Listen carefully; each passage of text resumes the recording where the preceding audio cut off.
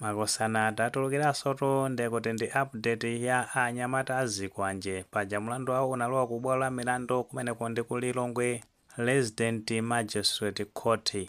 Pajatu ambiri tikutsatira bwino kuti makosana amenewa anapalamula milandu ichuluka kwambiri. Ndi mlandu umene amafuna kukalowera ku bwalo la milandu nduja umene anapalamula mu chaka cha 2024 ku Lilongwe pambowe pamenepo. Mlandu umenewo ndikuti ndoyambisa ziwawa paja makosana amenewa ndikuti anafafantha osatira chipani cha Democratic Progressive Party kwinako ndikuti waphwanyira galimoto pamene amafuna ayende mu mzinda wa Lilongwe akuti kupanga blue parade kumeneko. Ndenotu zikuoneka kuti makosana amenewa onse azikwanje anafika kumeneko mokhulupirika kwinako ndikuti kukhala akudikirira oweruza milandu komanso ambali ya boma kuti atulukire ndi cholinga choti mlandu uyambe. Paja makosana amenewa anapasa belo ndikuti amachokera ku nyumba kubwera kumeneko ku bwalo la milandu. Komanotu paja amene zimakhalira ndikuti pa mlandu mbali zonse zokhuzidwa zimayeneka zoti zikhale kuti zafika kenako mlandu ukhale kupitirira. Nde zikuoneka kuti kumeneko mbali ya boma inafika mosogozedwa ndi Police Court mwe ulipo ndikuti paja ndamene amayimira boma kusogoza timu ya boma pa mlandu umenewo. Komanso oweruza mlandu umenewo paja mlandu umenewo akuweruza ndikuti ndi Wanangwa Nyirenda ndikuti timu yonse inakhala zoti yafika kuphatikizapo ndikuti makosana onse 11 azikwanje ali pamenepo. Pano mlandu umenewo unakanika kuti uyambe chifukwa chonena kuti anyamata azikwanjewa ali ndi maloya awo amene amawayimira pa mlandu umenewo. Ndezikuoneka kuti maloya amenewo amakhala akudikiridwa kumeneko ku bwalo la milandu chonga choti akafika ndikuti mlandu uyambe. Komanotu akuti kumeneko anakhala kuyamba ndikuti nthawi imene anagwirizana kuti mlandu uyambe ndikuti chigawo chakummawa ndete kukhala kudikirira ndikuti mpakana kufika chigawo chakumasana maloya amenewo sazaoneka kuti atulukira. Komanso akuti sanaperekenso excuse ina iliyonse kuti ndi chifukwa chani sanapezeke ku bwalo la milanduli. Zimenetu zinaoneka kuti zinakhumudwitsa ambali ya boma amenetu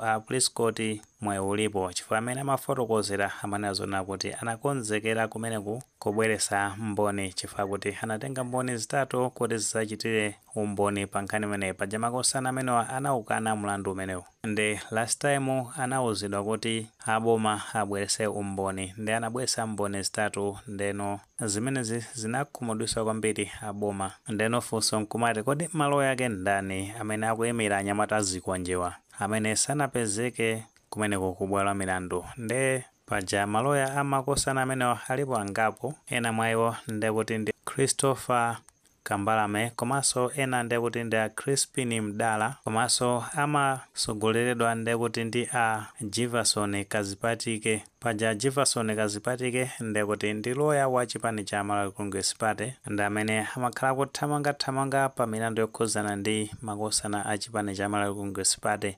Komanso ndujayo amene anazakachosa chileso kulesa aboma apolisi amene kuti asamapite ku nyumba kwa Dr. Lazarus Chakwera kukasakasaka agalu. Mkulu wake ndi ameneyo Jefferson Kazipatike. Ndenotu oweruza milandu amene tikuti ndi Wanangwa Nyirenda anazapeza zoti angoukankha mlandu umenewo kuupititsa chaka chammawa kuti azapitirira kumva chaka chammawa ndikuti pa 8 January 2026 ndi date imene mlandu wa makosana amene azikwanje uzakhale ukulowa kumeneko ku bwalo la milandu. Komabe funso lomwe likumazabwera ndionena kuti kodi makosana amene watu maloya a makosana azikwanje ndi chifukwa chani sanapezeke kumeneko ku bwalo la milandu komanso sanaperekenso uthenga wina uliwonse pa zifukwa zimene zinapangisa kuti asapezeke kumeneko ku bwalo la milandu. Chifukwa potengera milandu imene ali nawo makosana amene azikwanje ndikuti ndi milandu yochuluka kwambiri. Ndikuti milandu imene izathe patenga nthawi yayitali kwambiri.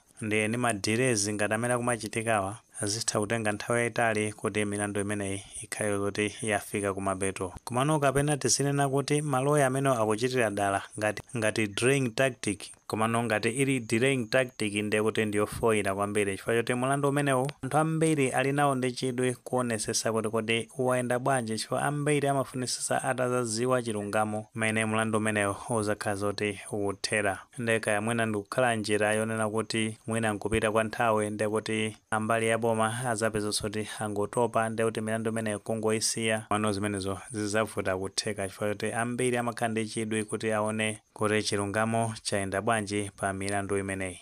Ayitu mmenemo ndi mmene zinalili ku bwalo la milandu kumeneko ndi ku Lilongwe Magistrate Court kumene amafuna apitire kumva mlandu okhuza ndi anyamata Zikwanje amene anazaphwasamula anyamata a chipani cha Democratic Progressive Party mu chaka cha 2024 mu February mmenemo. Mwinatu muli ndi maganizo pa nkhani imeneyi pamene tikukamba kuti mlandu wa anyamata Zikwanje ndi kuti awusuntha kufikira chaka cha mmawa posatira kuti maloya amakosana amenewa sanapezeke ku bwalo la milandu. Ngati maganizo amenewa alipo tifotokozeni comment section koma molemekeza maganizo anzathu. Saiwale upanga like video imene komanso panga subscribe channel chimene cha Fox Malawi News 18 ndi chilunga kuti nkhani zambiri zikamachitika ndi kuti zitakupezani mosavuta.